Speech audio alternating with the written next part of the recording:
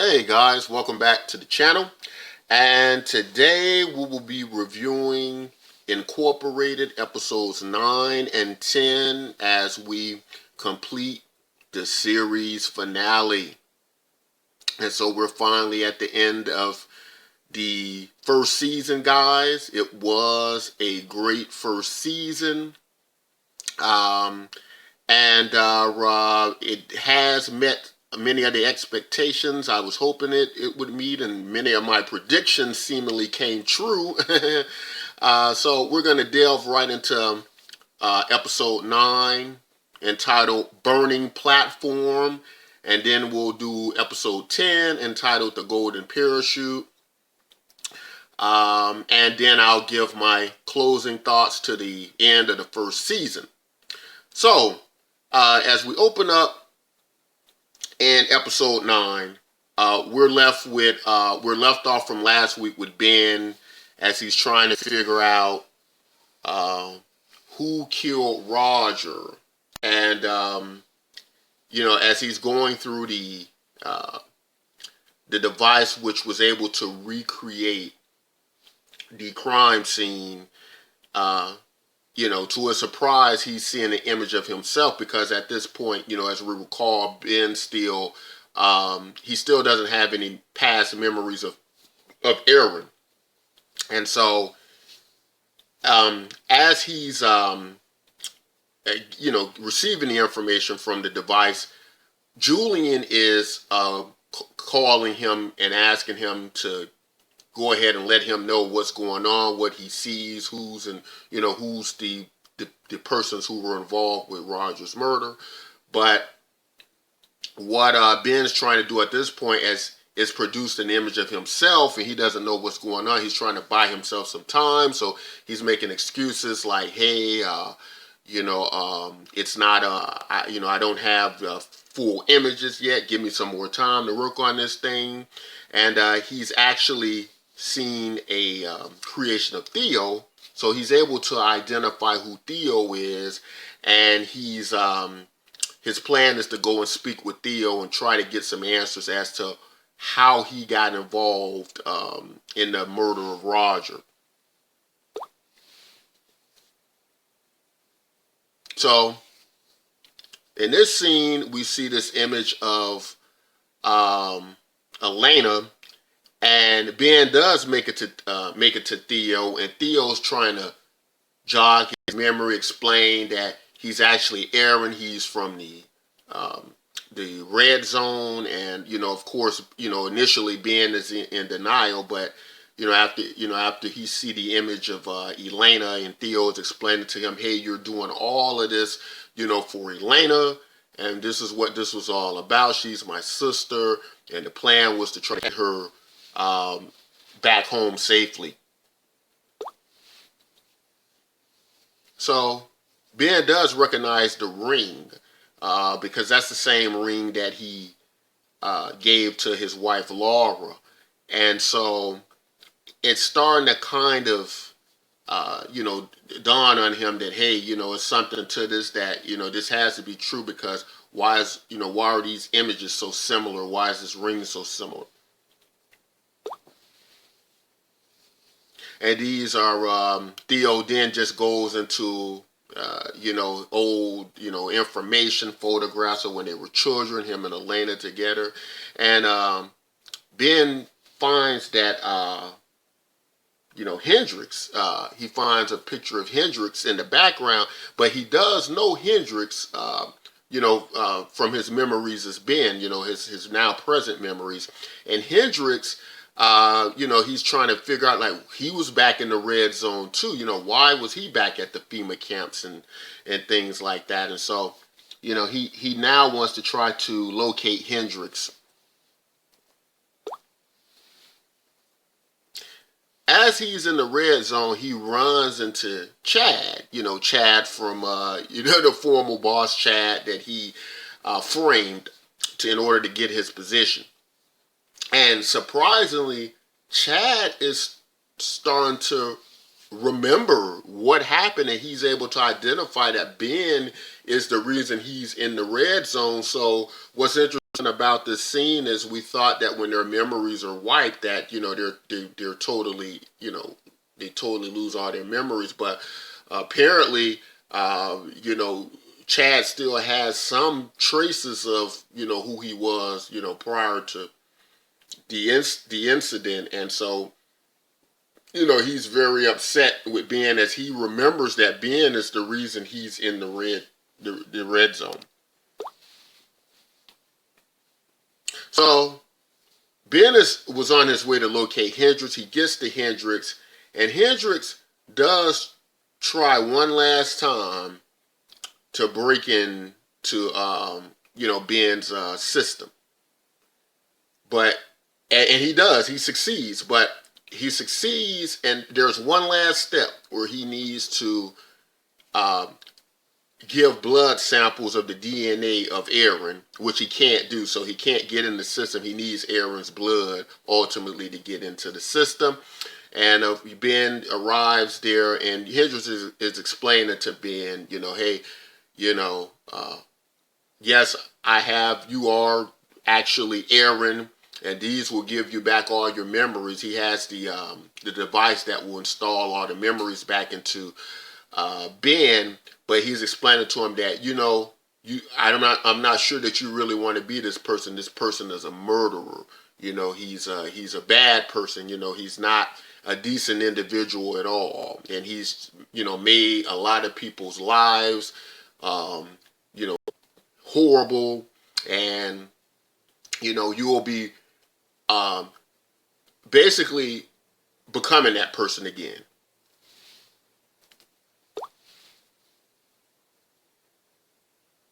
And so I guess what Hendricks is saying, along with everything else going on with Ben and all this new information for him, just hitting him all at once, Ben decides that, he doesn't know if he wants to become Aaron again. And, of course, Theo is like, hey, what about my sister? We need to get her out of here. And so Theo's, kind of upset, all they've went through for this plan to work. And now Ben's kind of in a position where he doesn't even know if he wants to be Aaron from it seems like Aaron is just a person who comes with a lot of baggage and troubles, in contrast to him just being Ben, which seems like a wonderful life. And, and so he's really at a point where he's just like, what, I don't know if I want to do this. He just kind of leaves.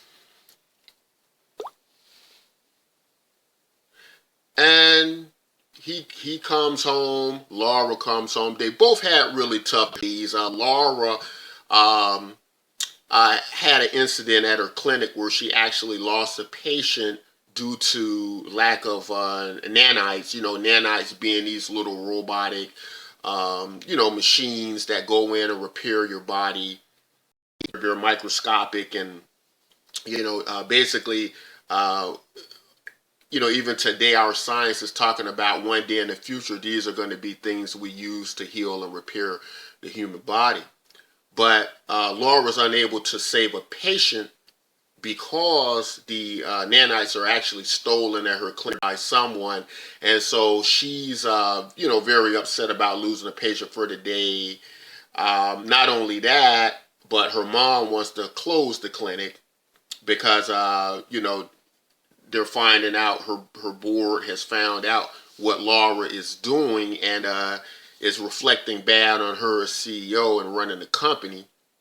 And of course, Ben has just dealt with learning that he's actually Aaron, and he's going to have to forget the person he is as Ben and now become Aaron once again.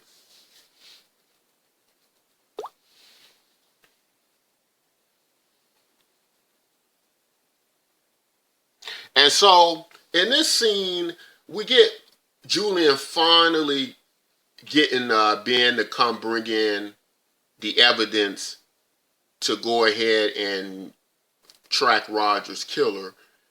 And of course, at this point, Ben has taken got his memories back, after his night with Laura. The final night is just Ben. He basically decides that he's going to have to become Aaron again because everything's mounting on him. There's an investigation. He's evidence is basically putting him in the as Roger's killer. So he has to become Aaron again. But not only that, he now has to find a way to present evidence contrary to what it really is, and so he finds a way to tweak the program to make Chad's face appear as the killer, of Roger. And so Julian's not really buying this. Chad, he's like, well, we've wiped Chad's memories clean. How in the world would he be able to, remember and this and that? But as we know, it is factual that Chad has started to remember things. And so Ben finds a clever way to meld all this together and basically make the 3D program produce Chad as the killer of Roger.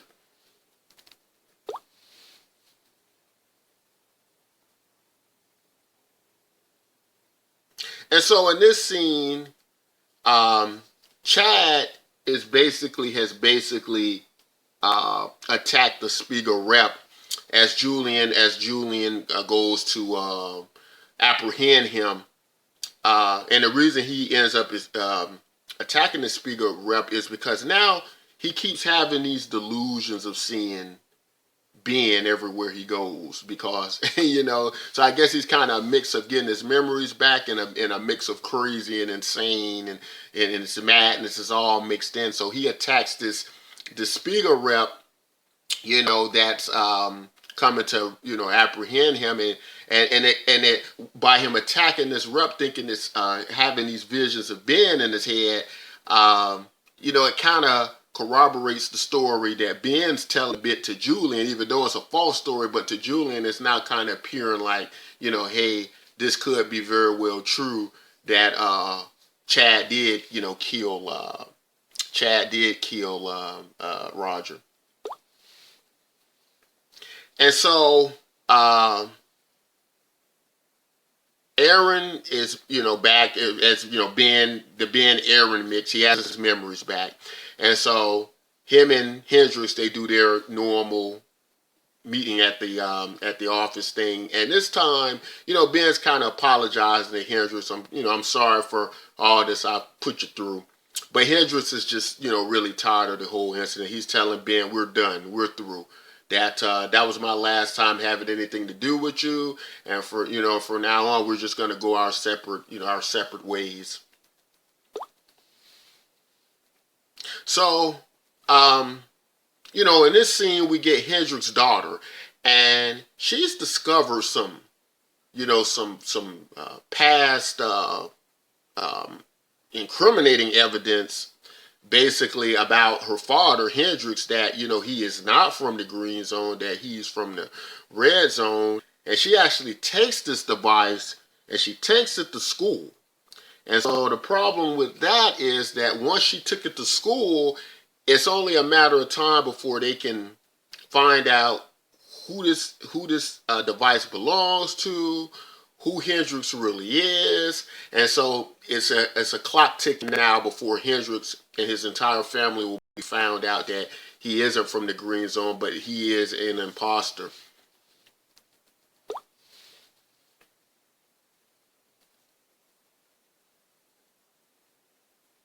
And so this is a scene where basically Sanjay Mirage is found by the Spiga reps, and of course Sanjay Mirage being the person who worked for Inazagi, who has this technology, or he's close to developing this way to make it so crops can be tolerable to salt water so that they can grow the crops, and there will be enough food to feed the entire planet. So Spiga has sent in an extraction team to take Sanjay Mirage out. And, Sanjay basically lets them know, hey, look, I just want to feed the world. I just want to save the planet. I don't really care who I work for as long as everybody gets to, as long as this research gets finished, because as Spiga storms in, they are basically killing all of the Inazagi representatives. They actually kill one of Sanjay's partners because he moves when he's not supposed to. And so they're trying to get Sanjay out of there, but Inazagi is aware that somebody is there. They don't know if it's Spiga, but they know someone's there, and they're trying to abduct Sanjay Mirage.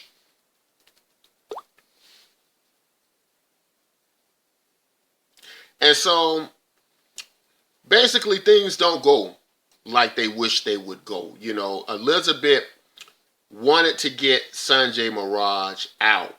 But what we have to understand in this world, in these corporate titans, as they go head to head, if Inazagi finds out that it's Spiga who's trying to take Sanjay Mirage out, it will be something on the scale of a global war. And that was one of my concerns,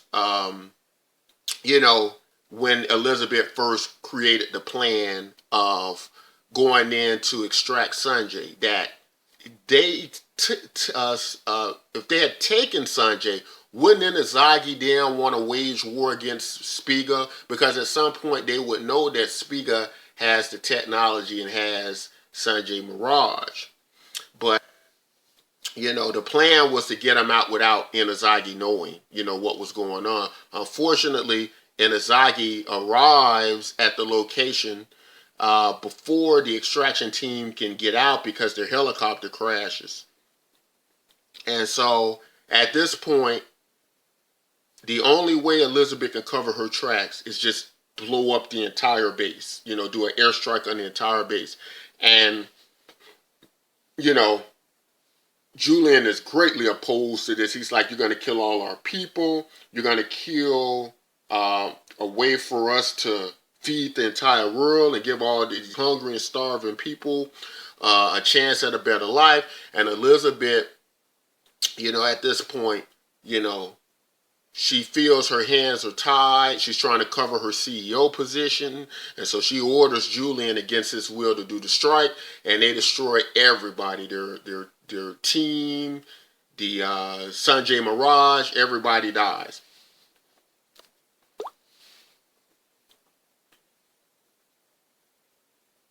And one of the board members comes in. This is the board member who's vying to have Elizabeth ousted.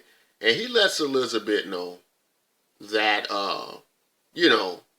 basically you've behaved, the things you've been doing on your run as CEO have been reckless. They've been, not good for the company. And he's basically letting Elizabeth know that he wants her out of there.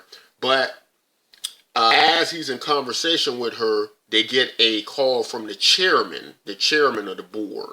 And the chairman is telling Elizabeth that although she didn't initially like her tactics and in the entire plan on how they were going to extract Sanjay Mirage, that she understood that it was necessary for Elizabeth to make the move she did and destroy the entire base to stop any evidence from getting back to them that they were involved, to stop a global war between them and Inazagi. And so Elizabeth pretty much dodges the bullet, although initially it looked like it was going to be a complete failure on her part and not work in her favor. It actually does work in her favor. And so this board member is upset, and he's basically telling Elizabeth that, hey, you may have dodged this bullet, but your daughter is down in the red zone, and she's opened up a clinic there, and there's you're not even able to control your family. Why should you run this company? And so he's basically letting Elizabeth know, that, if she doesn't do something about that, he's going to report that back to the board. So he's doing all he can to get Elizabeth, out of control.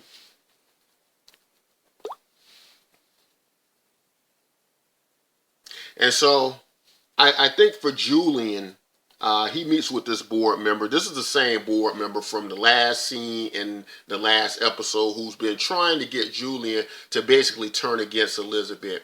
But Julian, as prior, his loyalty to Elizabeth seemed unshakable. It's Julian is her.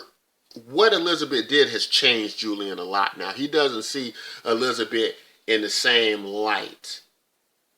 He sees Elizabeth now as someone he has opposing, opposite views with, and that's not the worst part about it. The worst part about it is he finds out from the board member that when he put in his request to transfer to a more peaceful location, all these years, Julian thought this particular board member who approves basically these transfers, he thought that he denied it. But the board member is letting Julian know, hey, I never even got it. So Julian is finding out that Elizabeth never even turned it in or actually tried, that she had lied to him all these years. And so that was pretty much the what broke the camel's back for Julian. And Julian has decided that he's going to now come on the side of this board member, because initially Julian, the board member was asking Julian, he said, hey, I know it's going to be a cost for you to work with me. What is it? Because he's looking for Julian to, ask for all these different, things and have all these terms. But Julian only had his original, terms, which were, I just want to transfer to a more peaceful place. And the terrible thing about it was that it seemed like this board member would have just transferred him anyway, this is what's now got Julian in opposition to Elizabeth.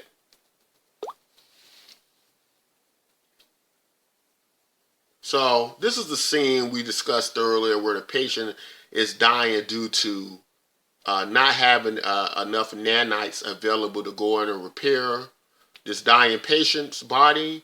And, Elizabeth has discovered that the nanites have been stolen, and her and her former housekeeper here, they're trying to figure out a plan now how to catch the thief, the person who's stealing the nanites, and stop them.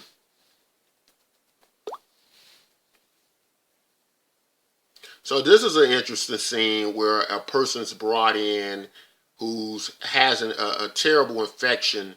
It's actually appears to be a teenager, a very young teenager. And we find out that it's not a very young teenager, that it is an adult that's using a device to keep them from growing old. And, it's actually harmful to them. But they're explaining to Laura that she doesn't need to take it out, which she has already took it out to save their life, but they're explaining to her that she needs to put it back in, because this device keeps them from, it makes them appear to be still young. And in the red zone, life is so tough. A lot of people are getting by on prostitution and selling their body in this way or another. And, the assumption here is the clients of, because this is a terrible future, and obviously this is a terrible place. So you have clients who want young children and, to use their bodies and, in these horrible and terrible ways.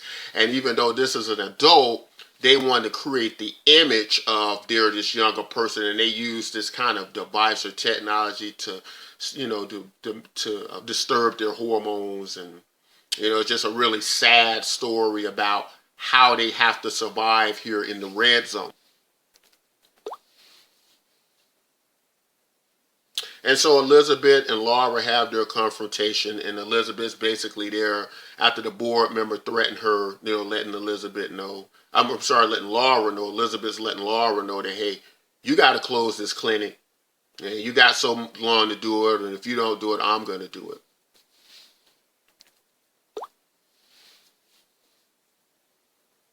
And this was a very, interesting and touching scene.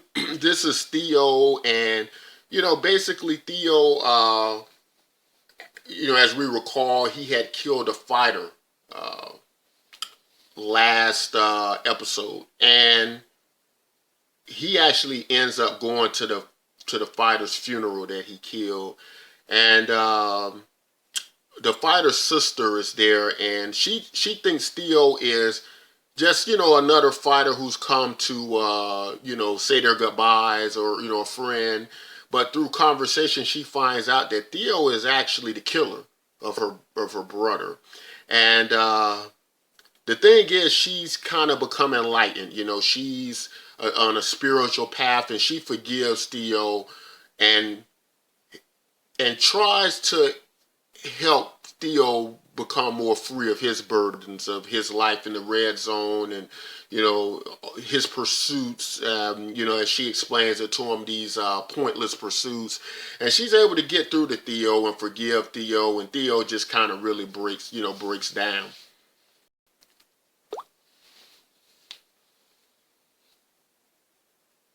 And so Theo is done well from that last fight. He's drawn some attention.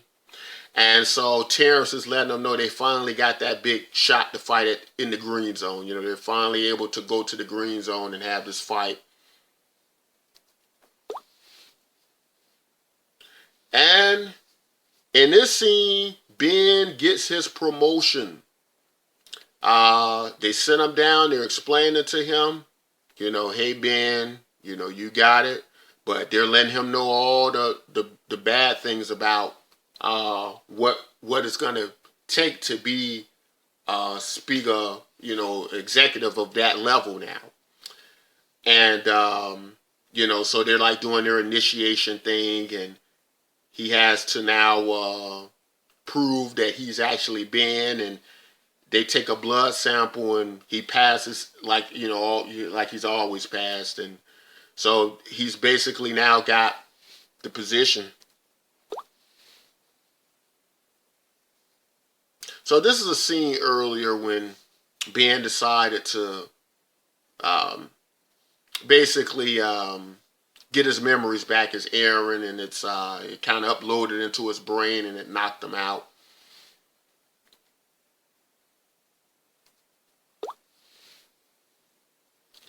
So that pretty much ends episode 9, and we're gonna go on to episode 10. But my final thoughts on it is that it was a really good episode. It basically ended the relationship between Elizabeth and Julian. It ended the relationship between Ben and Hendrick. So this episode was about the end of many relationships in the series, and we finally got Aaron back as Ben, and so we're now going to move on to episode 10, and I'll give my final thoughts.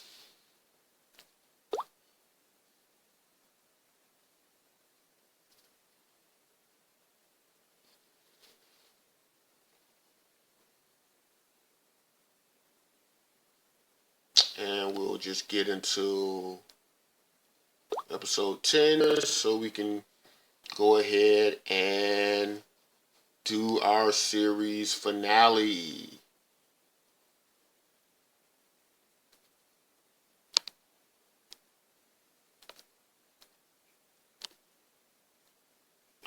And get my slides working here. I hope I can.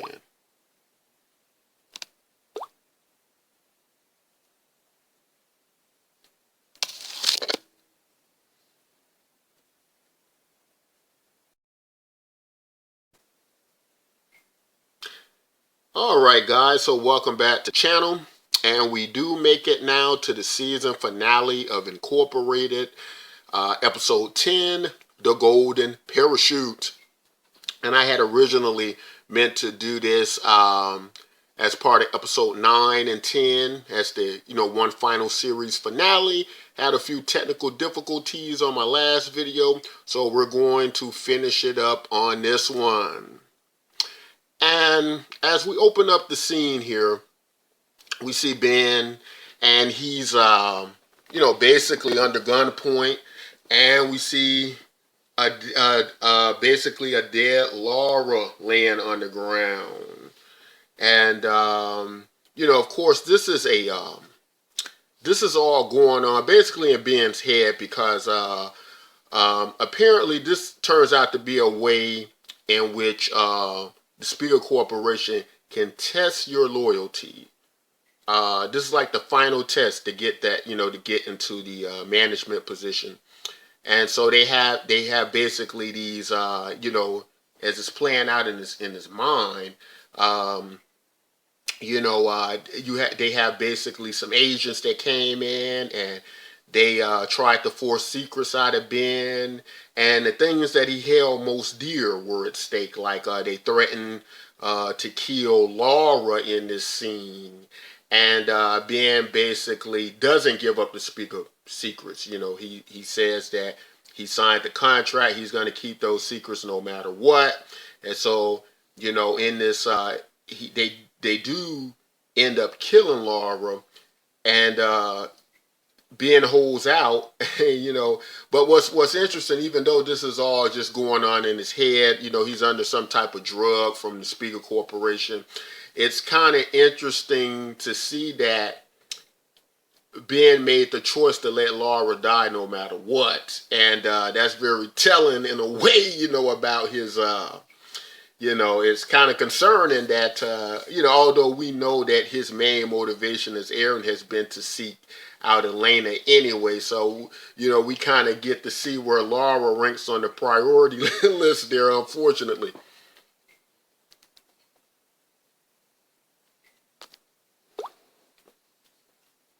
And so, this is, in this scene we see Ben and Elizabeth, and she's basically congratulating him that he did the right thing to get, to get his position that everybody goes through, this same situation. But Ben's really taking it, pretty hard because he knows that he ultimately made a decision, or that he would have, that would have, killed the Laura. So he's explaining to Elizabeth that, hey, I'm basically the monster who would have killed your daughter.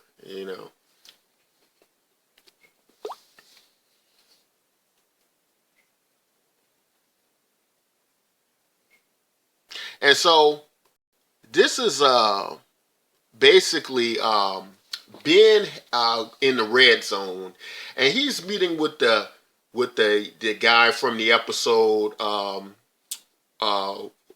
where they used the Everclear machine on the Inazagi representative who had an alcoholic problem, and he would come down to the red zone to AA meetings. Well, Ben pretends to be a person who's attending AA meetings to get a chance to speak with this person. And although they've wiped his memory clean, Ben is saying things that triggers certain information that only this guy is supposed to know. So what Ben's doing is basically, in their last meeting, Ben's coming back to let him know, hey, I still want to leave the green zone with someone. He's basically trying to provide passage out for himself and Elena. So what deal he's cutting with this guy is, I'm going to give you the Everclear machine. I'm going to give you all the blueprints on the information on it for Inazagi. And so now Inazagi will have that information in exchange for passage out of the Spiga Corporation. And so this deal would allow this Inazagi representative here to go up high in the chains at Inazagi. So this is something he definitely wants to do. In exchange, he has to get Ben and Elena basically a safe passage and away from Spiga.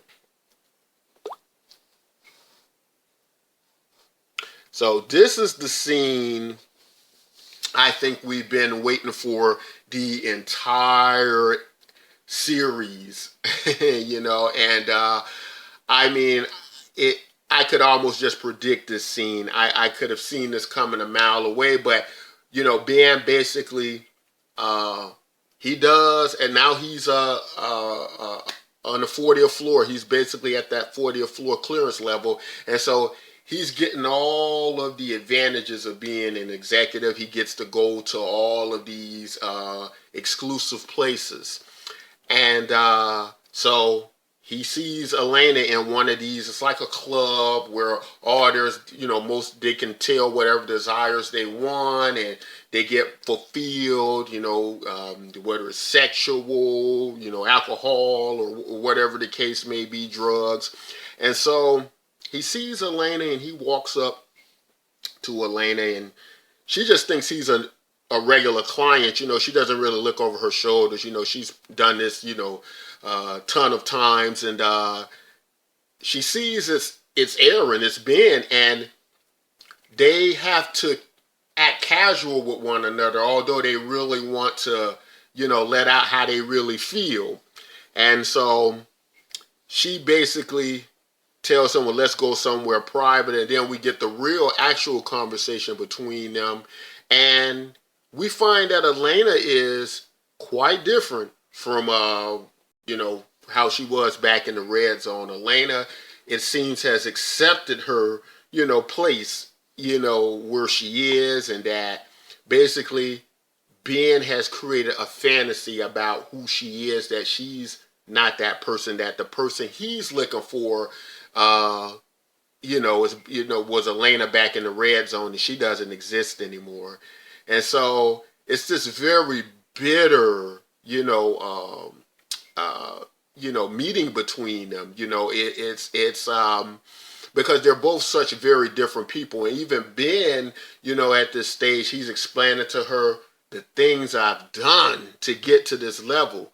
I've killed people. I've, I've just become this horrible person. And Elena's not responsive at all.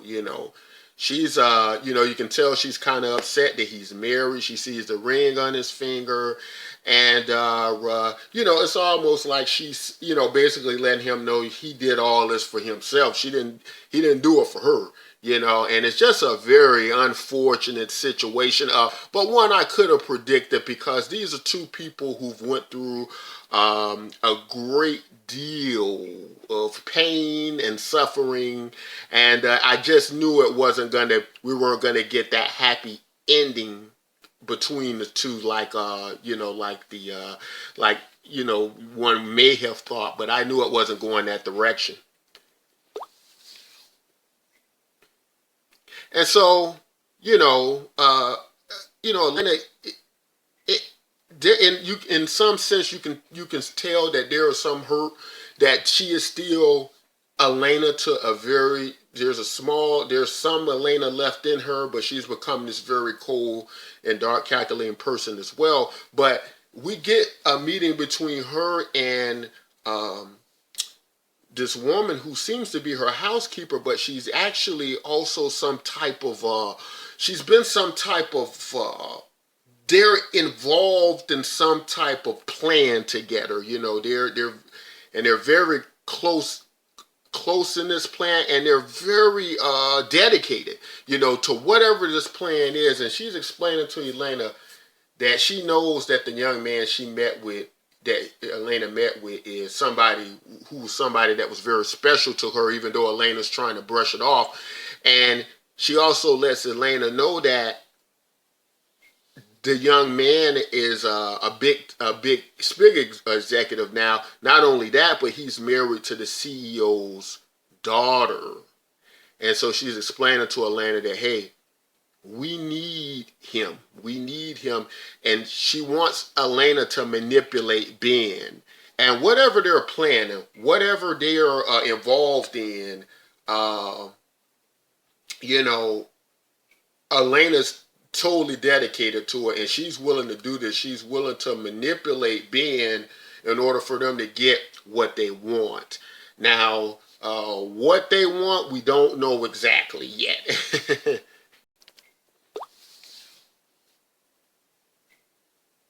And so in this scene, this is another very unfortunate scene. Just a lot of relationships, kind of meeting their end in a very bitter way. They're not a happy ending at all. This is basically Hendricks explaining to Ben that, hey, my daughter, she found incriminating evidence, to prove that I don't belong in the green zone. She took it to school, and it's just a matter of time. It's just a matter of time before they catch up with me, and I have to leave. We have to try to leave, or we're going to be caught. So, very interesting enough, after Ben had the meeting with Elena, and I guess it didn't go how he thought it would go. That Elena is not going to. He basically explained to Elena, I have passage out for us, and Elena's not interested in leaving now. Basically Elena's not going. She doesn't care. And so for the first time in the series, Ben does something quite noble. And that is he uses his agreement with the Inazagi agent to, instead of get him and Elena out, he uses the deal with the Inazagi agent to get Hendricks and his daughter out. Smuggle before Hendricks is discovered. And so as far in the series, this is probably the only good thing we've seen Ben do, or I guess in a sense, if you consider what Elena said about him, only unselfish thing in a way. And so Ben meets back with Elena, and he's explaining to Elena that, hey, I've given up our ticket out of here. And, Elena seems to be, basically, now Elena seems to be receiving him a lot better. She's saying to him that the people we've become is not our fault. It's the corporations have made us this way. But what's a little concerning about the scene is, although Elena is opening back up, it's just kind of, it makes you wonder how sincere is she, because we know that she has a plan with her housekeeper, and they're part of some type of plan or organization or something like that, where they're going to need to use Ben some kind of way. So you're kind of wondering, is Atlanta just being more responsive now to because she needs Ben, or is she doing it because she really cares about Ben? And maybe it's a little bit of both in there. But Ben's explaining to her that I've basically given up our ticket out of here now.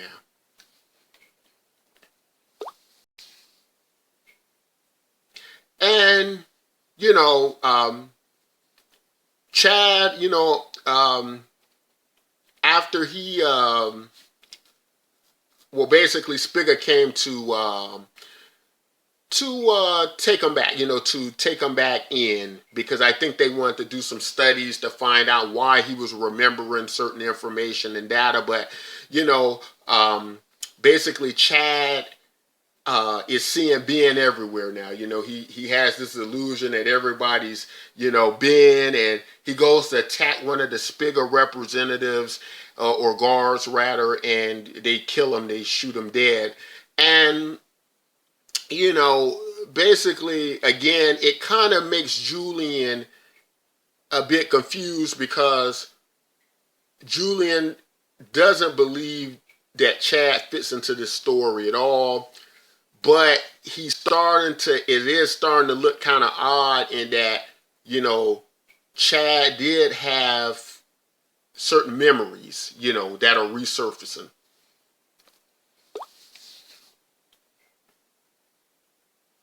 And so this is, going back to the last episode as well, with Laura at her clinic.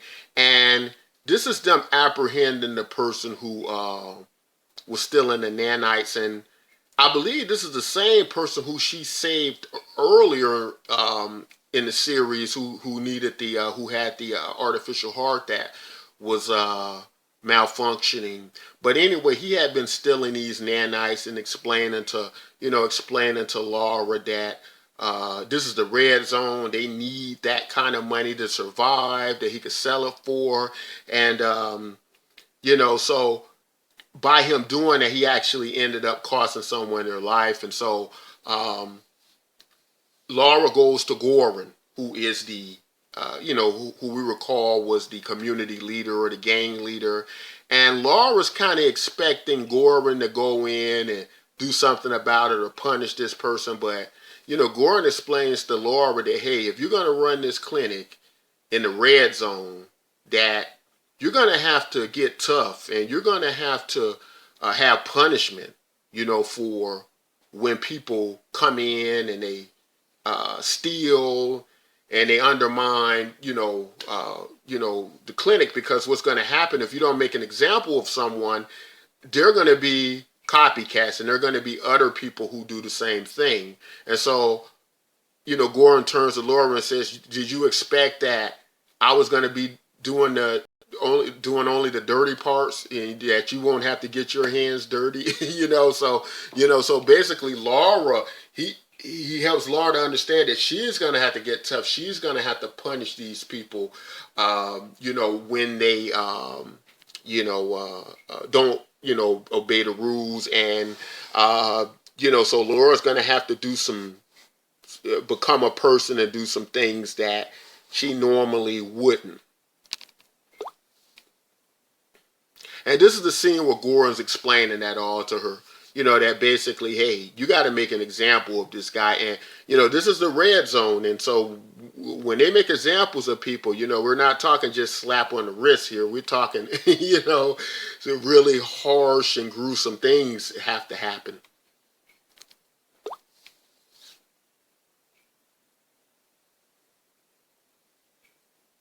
And, basically what we have here is we have that scenario playing out where they've decided to go with some of the old ways of punishment when a person steals, and that is the removal of a hand. So Laura has one of the persons who works at the clinic, with her, one of Goran's men, she names the punishment, and he has his machete ready to take the thief's hands off.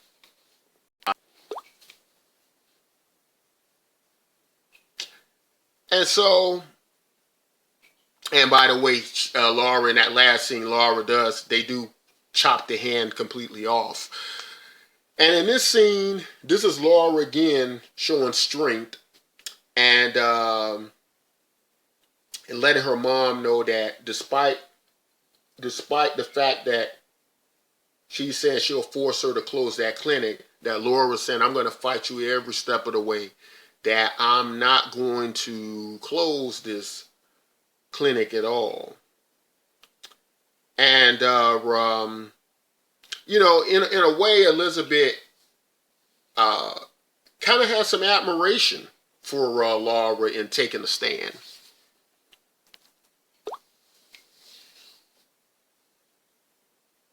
And so this is Theo. He's still with the sister of the person he killed in the last week's fight, or rather the last few episodes fight. And she's basically letting Theo know that, this material world doesn't mean much. And the only thing confusing about the scene is when she's saying that, I don't know if she's literally, if she's literally suggesting that Theo's physical life doesn't matter, and if he's taking it that way, or if she's meaning it more in a more metaphorical way. However it's meant, Theo kind of stands on a ledge after she speaks to him, like he wants to just leap off the ledge. And, so I don't know if that's how she wants Theo to take it, but he seems almost to be contemplating some type of suicide.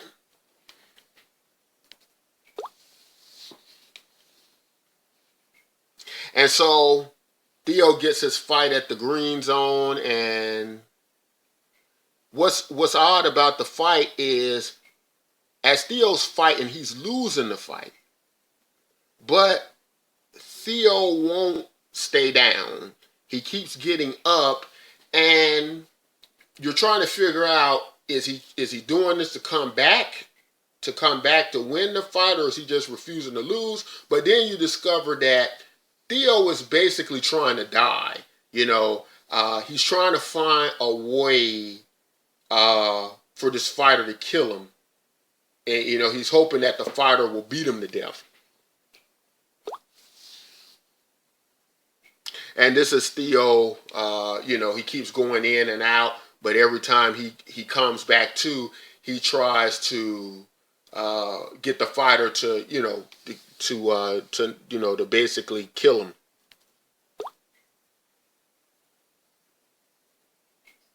And so what happens is, Terrence is a pretty sharp guy, so he catches on to what Theo was doing. He jumps in the pool and he stops Theo, and he lets Theo know, oh no, you basically ruined all my chances at glory, and I'm not gonna let you die that easy. I know that's what you're trying to do. And so what Terrence does is he knows that Theo doesn't really value his life at this point. So what Terrence does is he finds Theo's partner. So basically Terrence is trying to find something that Theo does care about. And he's going to basically kill Theo's partner to make him suffer. But Theo doesn't want his partner to die. So Theo knows he has to find something to give Terrence. So basically he gives Terrence all the information on Ben to let Terrence know, hey, I got a friend who's a big executive in the green zone. And if with you having knowing that he's really from the red zone, you can control him and you can get him to do whatever you want him to do. You now have control over him, and so that's the deal. Theo, that's the only, basically that's the only thing Theo has to negotiate with that would be of any value to Terrence. And so this is, basically the scene where Ben and Laura, now as big executives, they get to move in the executive house that's provided with them. They now reached, the level over the 40th floor, so they get this very nice home. And, as they're walking in the home, basically, Ben sees things to remind them of the last family that lived there, which was Chad's. It's like engraved on the on the walkway their names, and Ben just kind of pushes a welcome mat over it, to kind of forget that they were even there. And this is Terrence. He basically built the foul up on Ben now, because he knows now he's going to be able to manipulate Ben, as he's going to threaten him, about, information he has on him that he is from the red zone.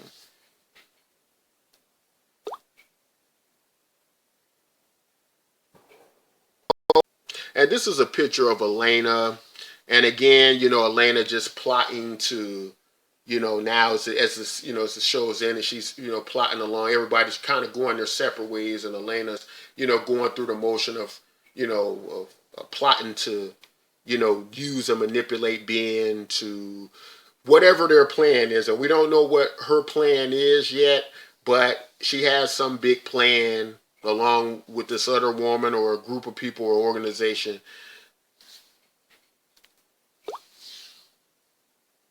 And, Laura finally gets pregnant, because, as we recall, Ben was attempting not to get Laura pregnant, as he knew ultimately he didn't want to stay with Laura. But when his memories were wiped of his memories of error were wiped from his mind, he forgot all about that.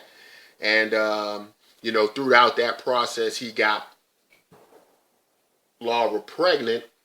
And we can basically tell that Laura doesn't want to be pregnant. And I don't, at this point, it seems, and I'm not sure why that is. It could possibly be because she's so invested in her clinic now. And that could possibly be why she doesn't desire this anymore.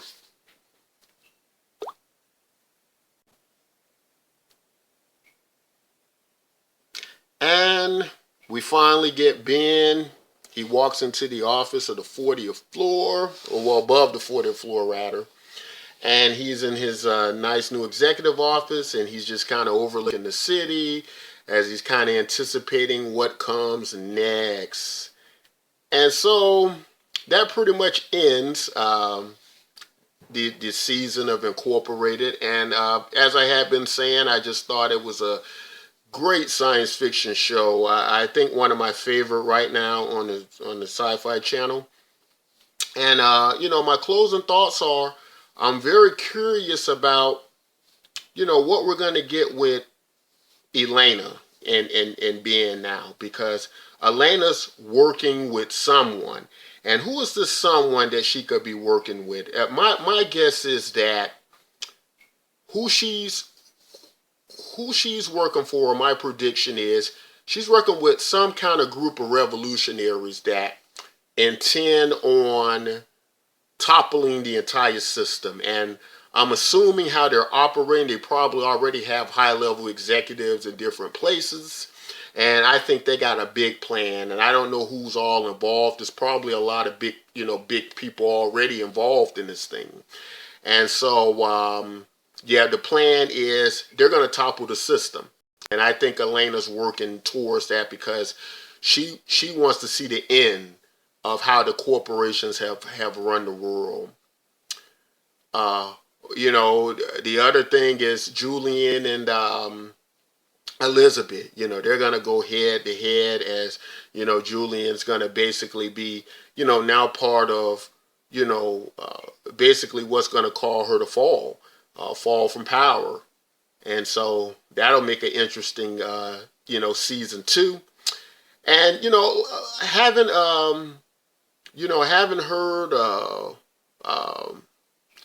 anything about season 2 yet, as I was saying earlier, but I'm very confident they're going to get another season 2 because this is the right type of show at the right type of time. We live in a world right now where we're very concerned about the power of corporations and how they run the world. So I think it's very relevant to a lot of the conversation that goes on right now. So, just been a great show.